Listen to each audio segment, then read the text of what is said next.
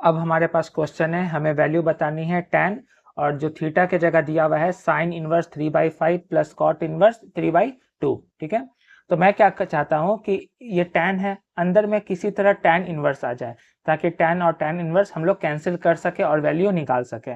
तो इन दोनों को मैं पहले tan इनवर्स में चेंज करूंगा, इसको भी और इसको भी।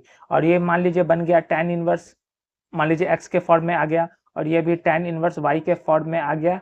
तो फिर अगले स्टेप में हम लोग फॉर्मूला लगा देंगे tan inverse x plus tan inverse y का। ठीक है, तो मेरा प्लान क्या है कि इसको भी tan में बदलना है, इसको भी tan में बदलना है, और फिर उसके बाद हम लोग ये फॉर्मूला लगाने वाले हैं जो कि होता है tan inverse x plus y upon 1 minus x into y. कब? जब x इंटू वाई की वैल्यू 1 से छोटी हो, जो कि आएगी ही इसमें। ठीक है, तो सॉल्व करते हैं हम लोग। tan और फिर ब्रैकेट में है sine inverse 3/5 plus cot inverse 3/2। ठीक है, तो ये जो कॉट इनवर्स वाला टर्म है इसको तो मैं tan में तुरंत बदल दूंगा। हम लोग जानते हैं एक फॉर्मूला, कौन सा formula? Cot inverse x equal to tan inverse 1 upon x। लेकिन कंडीशन क्या है? x की वैल्यू 0 से बड़ी होनी चाहिए। यानी अगर ये x के जगह 3/2 है तो इसको हम लोग लिख सकते हैं tan इनवर्स 1 अपॉन 3/2। 1 अपॉन 3/2, क्योंकि जो x के जगह 3/2 है वो 0 से बड़ी है, तो ये फॉर्मूला काम करेगा। ठीक है, तो ये हो गया tan और ये हो गया साइन इनवर्स 3/5 प्लस, अब 1 अपॉन 3/2 है तो ये 2 ऊपर चला जाएगा तो बन जाएगा tan इनवर्स 2/3।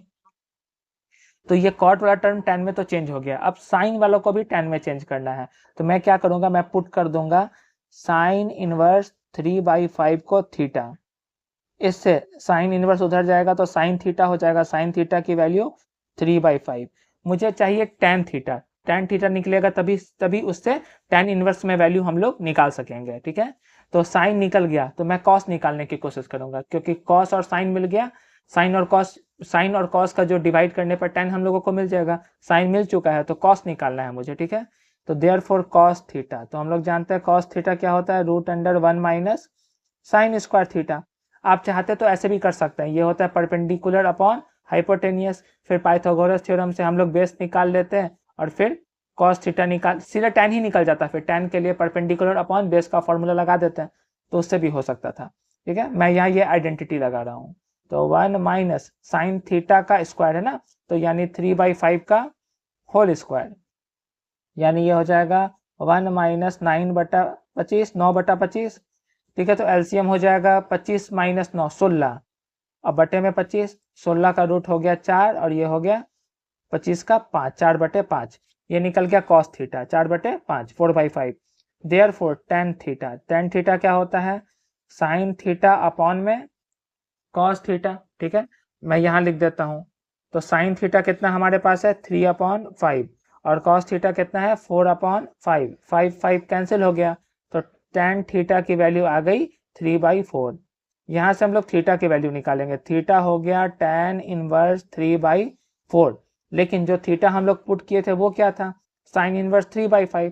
तो अगर इस थीटा की वैल्यू वापस हम लोग रख दें तो यानी कि साइन इनवर्स 3/5 को हम लोग लिख सकते हैं tan इनवर्स 3/4। तो मालूम चल गया कि इसको, मतलब ये वाले टर्म को tan में कैसे बदलना है, मतलब इसके जगह हम लोग ये वैल्यू पुट कर देंगे। तो मैं ऐसे इक्वेशन 1 दे देता हूँ, तो इक्वेशन 1 क्या बन जाएगा हमारे पास? देयरफॉर इक्वेशन 1 बिकम्स, ये बन जाएगा हमारे पास tan, और ये साइन इनवर्स 3/5 को हम लोग लिख देंगे tan इनवर्स 3/4 प्लस ये है tan इनवर्स 2/3। ठीक है, अब मैं चाहता हूं ये वाला फॉर्मूला अप्लाई करना, tan inverse x plus tan inverse y। तो इसके लिए कंडीशन देखना होगा, कंडीशन क्या होता है? x इंटू वाई का जो मल्टीप्लीकेशन होता है वो 1 से छोटा होना चाहिए। तो x के जगह है 3/4, y के जगह है 2/3, इसको मल्टीप्लाई हम लोग करते हैं, ये 3 से 3 खत्म, तो हमारा आंसर आ गया 1/2। 1/2 1 से छोटा होता ही है। ठीक है, तो ये फॉर्मूला काम कर सकता है इसमें, तो मैं फॉर्मूला लगा देता हूँ। ये tan मैंने लिख दिया, यहाँ फॉर्मूला लगा रहा हूँ tan inverse x plus tan inverse y का, जो कि होता है tan inverse x plus y 3/4 plus 2/3 upon 1 minus 3/4 into 2/3।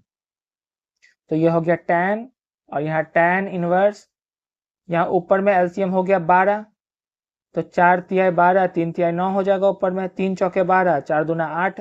इसी तरह यहाँ पर मैं काट नहीं रहा हूँ 3 को, मैं 12 ही लिख रहा हूँ, ठीक है ना, मल्टीप्लाई करके, और फिर एलसीएम ले रहा हूँ, ठीक है। तो 12 माइनस 6, इससे सुविधा क्या हो जाएगा, ये 12 से 12 कट जाएगा अगले स्टेप में, ठीक है। तो यहाँ मैं लिख देता हूँ, ये आ गया tan, फिर tan इनवर्स, यहाँ हो गया 9 8 जोड़ने पर 17 हो गया, और नीचे में हो गया 12 में से 6 गया 6। अब सवाल है कि ये tan और tan इनवर्स कैंसिल होगा क्या?